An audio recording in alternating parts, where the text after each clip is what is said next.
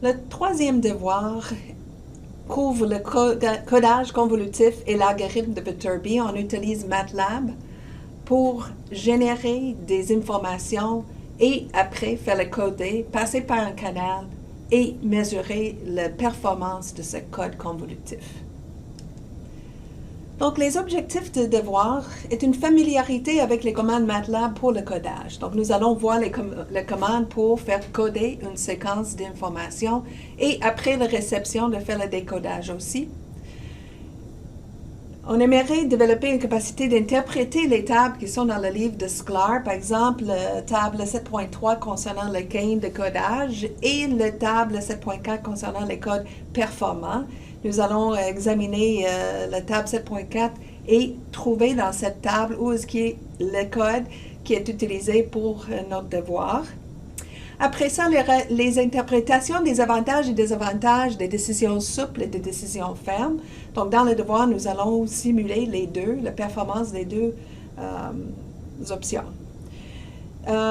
On va concentrer beaucoup sur l'appréciation d'impact de longueur de troncature sur la performance d'un code convolutif et une interprétation des bornes des performances. Donc, nous avons en MATLAB des commandes qui nous donnent une approximation de performance d'un code convolutif et dans ce code, nous allons faire une version Monte Carlo pour voir lequel performe le mieux. Donc, en gros, dans MATLAB, on fait générer les données. Après ça, on va faire coder, donc notre code convolutif, suivi par une modulation. Et la modulation que nous allons voir sera la modulation QPSK. Donc ça, c'est pour générer les données. Après ça, nous allons ajouter le canal et notre canal va être très simple. Ça va être le bruit additif gaussien qui est ajouté. Donc, on va faire changer le EB sur N0 dans MATLAB. On va faire balayer cette valeur et, donc, ici, ça va ici. On sort du canal et on va dans notre récepteur. Donc, première chose, on fait une démodulation. Donc, on passe des QPSK vers une séquence binaire. Les séquences binaires entrent dans l'algorithme de Viterbi. Donc, l'algorithme de Viterbi, là, il va déterminer c'est quoi les bits qui étaient envoyés et nous allons compter des erreurs. Donc, en MATLAB, on sait c'est quel bit qui a été envoyé et nous allons compter lequel qui a été reçu en erreur. Donc, on va être capable de comparer le EB sur N0 versus le BER pour pas codage, avec un codage avec des décisions souples et avec les décisions fermes. Donc, dans l'algorithme de Viterbi, nous pouvons ajuster la longueur de troncature, c'est ça que nous allons faire. Donc, les bornes de performance, il y aura des courbes de BER versus EB sur N0. Il y aura une courbe théorique qui sera une approximation. Et nous allons aussi avoir des valeurs Monte Carlo.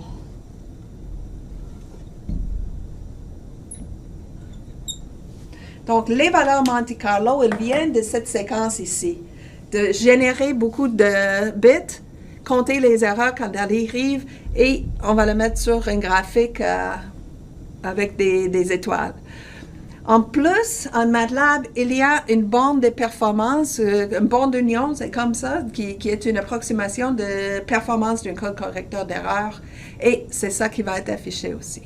Donc, les objectifs ici, c'est surtout d'interpréter, beaucoup d'interpréter. Donc, c'est ce que vous allez remettre pour le devoir et votre discussion des impacts et de montrer que vous avez bien reconnu ces propriétés d'un code convolutif. Donc, on commence dans le devoir de simplement être capable de lire la version MATLAB qui a été fournie pour comprendre qu'est-ce qui se passe dans ce fichier de MATLAB. Donc, elle est toute, vous êtes donné toutes les MATLAB, mais j'aimerais qu'ils vous lisent le MATLAB et vous interprètent ce qui se passe dans ce code de MATLAB. Et donc, quelques questions pour se situer, pour savoir où aller dans MATLAB, pour savoir quel est le taux de code, donc quel code est implémenté, quelle est la longueur de contrainte, la longueur de truncature qui est par défaut mis dans le MATLAB, et la matrice génératrice binaire de code utilisée. Donc, c'est à vous à chercher dans le MATLAB. Il y aura différentes possibilités, beaucoup de commentaires, mais il y a un sans commentaire et vous allez chercher ça qui est pour le devoir pour interpréter. Donc, une fois que vous avez reconnu c'est quoi la matrice génératrice qui est donnée en octal dans MATLAB, vous allez créer une esquisse de l'implémentation. Donc, c'est savoir dans MATLAB, ça paraît comme des matrices génératrices et dans une implémentation, c'est quoi le lien entre les deux. Après ça, nous allons utiliser MATLAB. On va utiliser la commande que je vais décrire tantôt qui donne la distance libre, la distance minimale. Et il faut comparer c'est ce qu'on trouve avec MATLAB, avec la commande MATLAB, versus ce qu'on trouve dans le table, dans le livre de Sklar.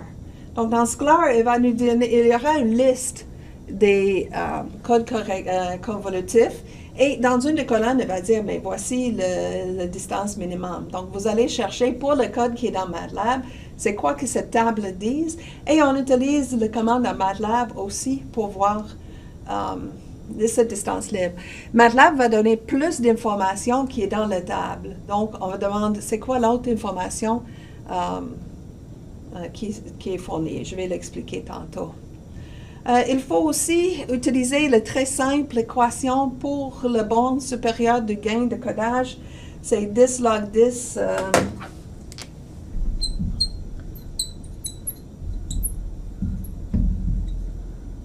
de distance libre. Donc, très simple, borne supérieure de gain, c'est asymptotique. C'est pas pour une certaine E base sur N0, mais c'est en général. Donc, ici, c'est tout se situer dans MATLAB. C'est quoi le code? Qu'est-ce que je connais de code? Comment l'implémenter? Qu'est-ce que doit être la distance? Qu'est-ce que MATLAB peut me dire de distance libre? Qu'est-ce que je dois attendre comme une performance pour ce code-là? Et donc, ça, c'est toutes les démarches pour commencer. Après ça, nous allons faire rouler la simulation pour avoir des données sur la simulation Monte Carlo. Donc, voici les commandes que vous avez probablement pas vues avant, qui nous exploitons dans MATLAB pour ce devoir. Il y a toutes les 5 sont reliées à l'exploitation d'un code convolutif et je passe à travers de toutes ces commandes pour voir comment on l'exploite dans le devoir. On commence avec la commande poly to trellis. Donc, poly to trellis, c'est de prendre le polynôme, de prendre les matrices génératrices ou les vecteurs qui génèrent le code et le préparer dans MATLAB une structure de treillis. Donc, voici c'est l'exemple de treillis que nous avons vu en classe. C'était très simple parce que ici, pour cet exemple, on avait K égale à 3. Longueur de contrainte égale à 3. Donc, il y avait juste 4 états. Donc, le treillis était très simple. Pour chaque treillis, il était nécessaire de chercher c'est quoi les codes pour chaque transition. Donc, c'est le genre de choses, la construction de ce genre de trellis qui se passe quand on utilise la commande poly to trellis. J'ai mis ici un exemple qui vient de table. Donc, j'ai pris un exemple qui était K égale à 7. Et voici les deux matrices génératrices qui sont données dans cette table de Sklar pour une des plus performants, les codes les plus performants avec K égale à 7. Donc, quand j'utilise la commande poly to trellis, je vais donner cette information. Longueur de contrainte égale à 7 et vecteur générateur ici. C'est ça que vous devez être capable de trouver dans le code de MATLAB qui vous est fourni. Donc, qu'est-ce qu'il fait? En premier, il va spécifier le nombre de symboles à l'entrée. Donc, le petit k est toujours égal à 1. Donc, c'est aussi spécifié dans la commande qui nous utilisons une communication binaire. Donc, petit k égale à 1. Donc, il va donner que le nombre de symboles à l'entrée sera 2 à la k, donc 2. Donc, une fois qu'on affiche par les trellis, il va nous donner cette information sur le trellis qui a été créé. The number of output symbols, ça veut dire le code, finalement. Et n est égal à 2, c'est un taux de code. Dans l'exemple ici, c'est un taux de code qui est 1/2. Donc, pour 1/2, ça veut dire que n est égal à 2 fois k, ou n égale à 2. Donc, 2 à la 2, donc 4, c'est le nombre de symboles à la sortie. Le nombre d'états, mais ça, c'est 2 à la puissance, longueur de contrainte moins 1, donc 2 à la 6, ça veut 64. Donc, c'est ce qui est créé dans MATLAB. Au lieu d'avoir juste les 4 états, il y a plutôt 64 cas. Donc, c'est très difficile à visualiser, mais pour MATLAB, c'est quand même faisable dans votre portable d'être capable de faire l'implémentation de ce code. Donc, encore une fois, c'est ça le tab qu'on trouve dans la scolaire. Donc, ici, c'est les codes avec taux de code 1/2. Ici, en bas, sont les codes 1/3. Donc, il faut chercher dans le code MATLAB, c'est lequel dans cette table qui est utilisé dans le devoir. Donc, vous allez trouver, et vous allez trouver, par exemple, l'exemple que j'ai ici était 1/2 et 7. Et ici, je peux voir le code, et ça doit être égal à ce que j'ai vu dans la commande MATLAB tantôt. Donc, vous allez être capable après ça de donner l'implémentation dans les registres parce qu'on voit ici en binaire, c'est quoi la version. Et il donne ici, par exemple, que la distance libre est égale à 10. Et j'ai dit que les codes, ça c'est un résumé des meilleurs codes pour chacun des taux et longueur de contrainte. Et la manière qu'on peut trouver ça, même dans MATLAB, est de faire une recherche exhaustive. La commande que nous allons voir dans MATLAB, distSpec, peut identifier à partir de code qu'est-ce qui est le code catastrophique. Donc, par exemple, si je recule, le code ici est 177, 171, 133, je ne me trompe pas. Oui. Donc, ça, c'était les vecteurs générateurs pour le code. Supposons que j'ai mis par hasard, j'ai choisi ça au hasard. 1, 3, 1, 1, 6, 8, quelque chose de ce genre-là. Essayez-le, probablement va dire, mais c'est un code catastrophique, c'est un code catastrophique. Donc, la commande en MATLAB, elle peut nous dire c'est quoi la distance libre et il peut identifier, avant de faire la calcul de distance libre, que ce code est pourri. Donc, éliminer, dans une recherche exhaustive, on cherche à éliminer les codes catastrophiques et la commande de MATLAB est programmée pour identifier ces codes à partir de ces vecteurs générateurs. Donc, la commande de MATLAB elle va nous donner beaucoup plus, et c'est ce qui est résumé ici dans cette table. Ici dans la table, elle dit simplement que c'est 10. Mais dans le MATLAB, elle va se sortir pas juste la distance libre, mais aussi combien de chemins atteint cette distance libre. Combien de chemins atteint la distance df plus 1, df plus 2, etc. Comme ça, si nous avons beaucoup de codes qui ont la même distance libre, on peut chercher un avec la meilleure performance. Et normalement, c'est ce qui est résumé dans cette table-là, et déjà le meilleur code possible. Donc, la commande est ici, distSpec, et donc la distance libre et plus d'informations, pas juste la distance libre. J'ai pris l'exemple encore de k égale à 7, G1, 1,61, 1,33, et c'est ce qui sort de distSpec. Premièrement, elle va dire que la distance libre est 10, qui correspond exactement à ce que j'ai vu dans la table de SCAR, qu'est-ce que j'attends. Mais il me donne plus d'informations, dont le poids et le nombre d'événements. Donc, qu'est-ce que ça veut dire? Ici, c'est le nombre des bits en erreur pour tous ces chemins. Donc, il y a 11 chemins, chacun avec une distance de 10. Et si on passe à la prochaine, c'est 0 qui sont avec la distance 11. Donc, la distance libre était 10. Donc, la première entrée ici correspond au chemin avec distance 10. La prochaine entrée, ça va être distance 10 plus 1, donc 11. Et il n'y a aucune qui a la distance 11. Mais quand nous arrivons à la distance 12, il y a 38 et le nombre d'erreurs pour tous ces chemins. Et on continue comme ça. Parce que si on avait plusieurs codes qui sortaient tous avec la même distance libre 10, et je voulais chercher le meilleur, je vais utiliser ces statistiques pour vraiment optimiser, trouver le meilleur code. Et c'est ça qui a été fait déjà. OK, donc, dans le diagramme en bloc, j'avais une partie qui était de faire entrer les données. Donc, les données sont données aléatoires, et sortir les mots de code. Donc, faire la partie qui est le codage. Après le codage, on fait la modulation. Mais ici, c'est la commande pour faire le encodage. Et on voit ici, c'est le message original ou les données qui sont aléatoires. Et ici, c'est le trellis. Le trellis qu'on a créé avec la commande Poly to Trellis.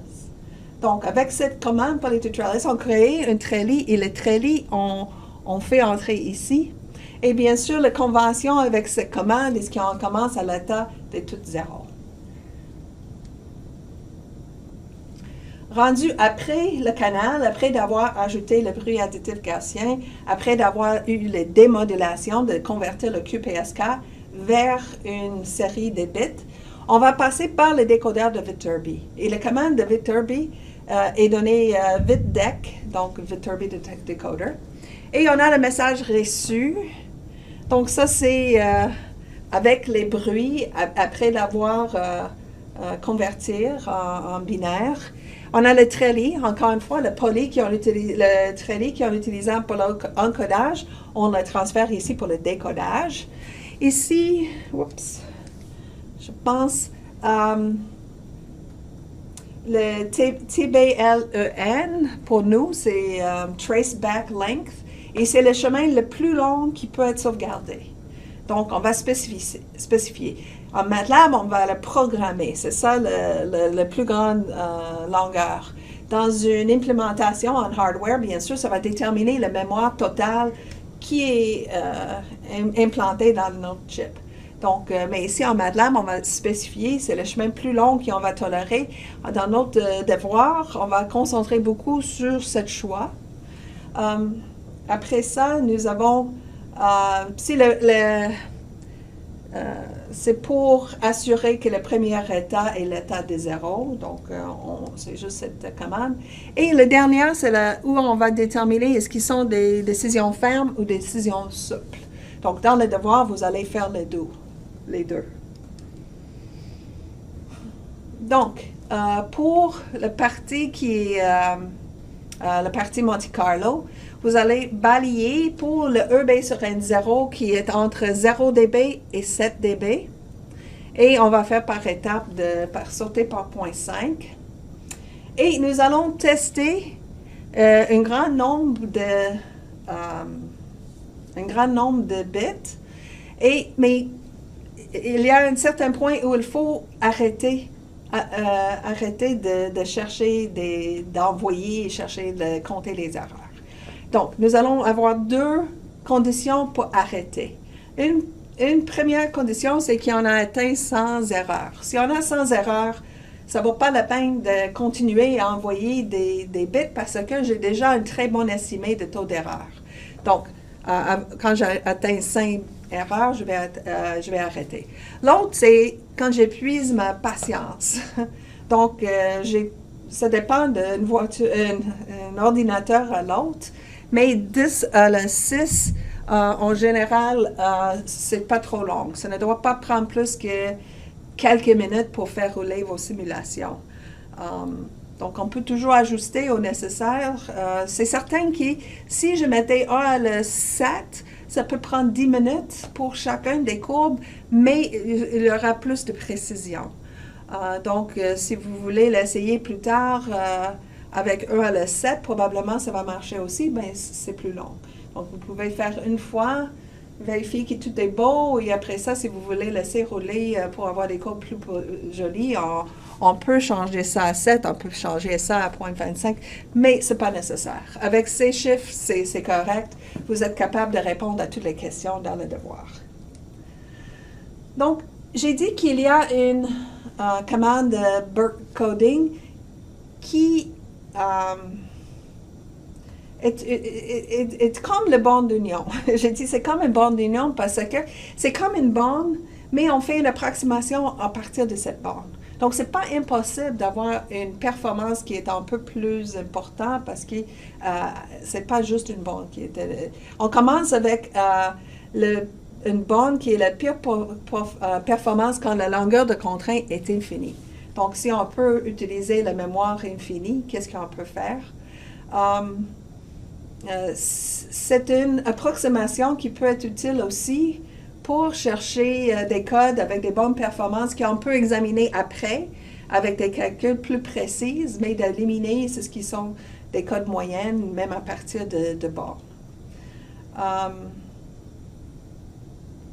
Donc, ça va nous donner une idée aussi de gain de codage qu'on peut avoir avec un code.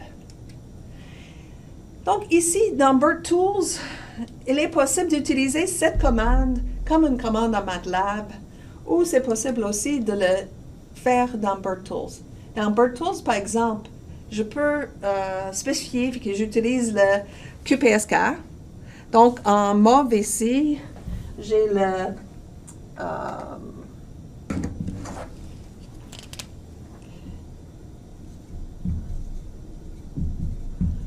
courbe sans codage. Donc, ça, c'est cette courbe-là en mauve. Donc, sans codage, c'est ce qu'on a déjà vu comment le faire, générer le graphique avec la commande de BERT Tools. Mais en BERT Tools, il y a aussi la possibilité de spécifier qu'un code a été utilisé. Donc, les deux autres courbes ici sont des courbes qui étaient générées en utilisant deux codes différents. Par exemple, ici, c'est K égale à 4, donc une longueur de contrainte de 4. Et dans l'autre, ici, c'est une longueur de contrainte qui était égale à 7. C'est K égale à 7. Donc, c'est ce qui n'est pas surprenant, est-ce que le code avec K majuscule égale à 7 est plus performant parce que c'est plus complexe, c'est plus proche d'origine, c'est une BOR plus intéressant. Mais ici, nous voyons ces bornes ou approximations. Et vous allez voir ça aussi dans on utilise la commande dans le MATLAB pour générer les mêmes codes qu'on peut chercher aussi dans BERT Tools. Je vais mentionner maintenant c'est quoi le seuil de décision. Si on voit ici l'intersection de K égale à 4 avec le code sans codage, donc ça c'est avec codage, ici c'est sans codage. Donc cette intersection ici, on appelle le seuil de FEC. Et le seuil de FEC est spécifié pour une certaine taux d'erreur.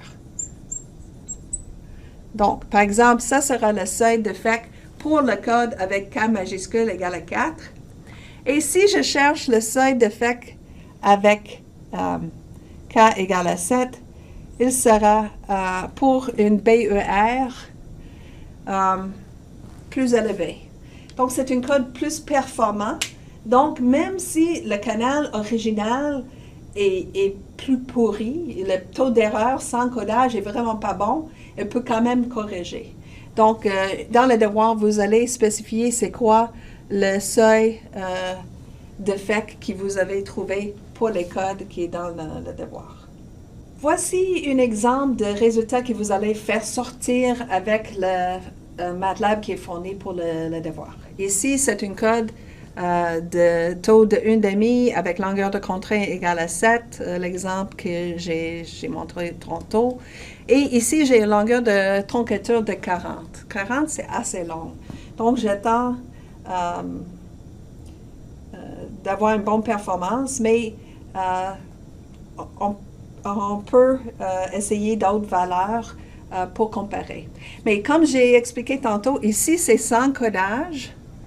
Donc, pour comparer, ici, c'est la courbe avec des décisions souples. Ici, c'est la courbe avec des décisions fermes. Donc, on peut voir ici que la performance est mieux que qui est prédit ici pour les EB sur N0 plus petits. Donc, ici, les points sont ce qui est déterminé par la Monte Carlo, qui est exact. Si on fait une simulation avec assez de bits envoyés, c'est une très bonne approximation de vraie performance versus la courbe solide qui est une approximation.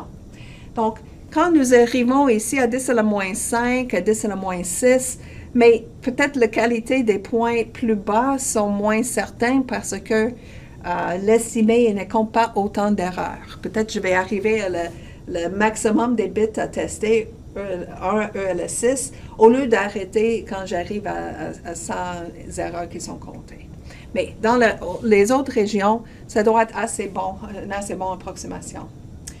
Donc, on peut voir les courbes, l'intersection avec les courbes, les prédictions, mais l'intersection avec les étoiles sera un autre point pour le seuil de codage. Et c'est ce que je demande dans le devoir, c'est de chercher le seuil de codage pour le seuil d'effet pour la version Monte Carlo parce que ça doit être une meilleure approximation que la courbe théorique. Ça dépend des codes souples ou fermes, lequel va être la qualité de prédiction.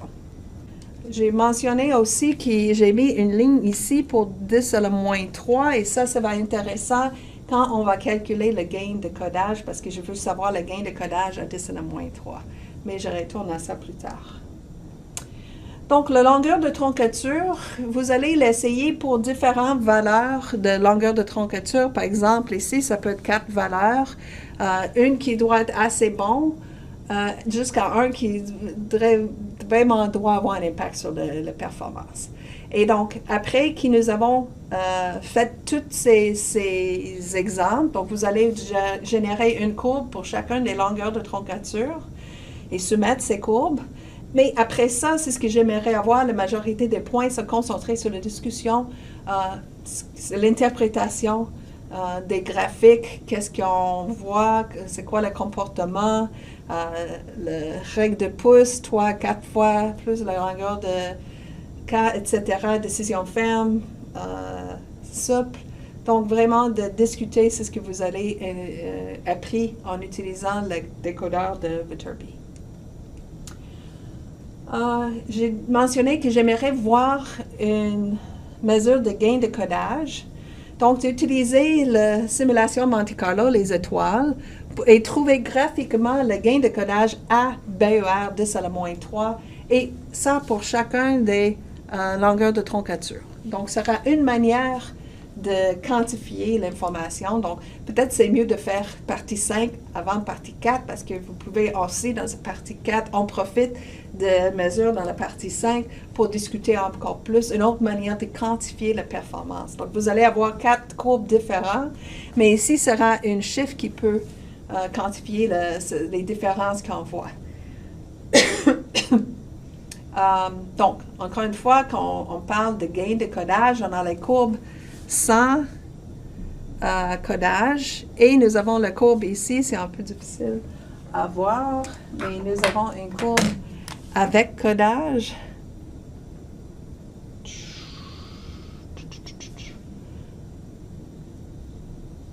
Donc, la courbe sans codage, ça c'est avec codage.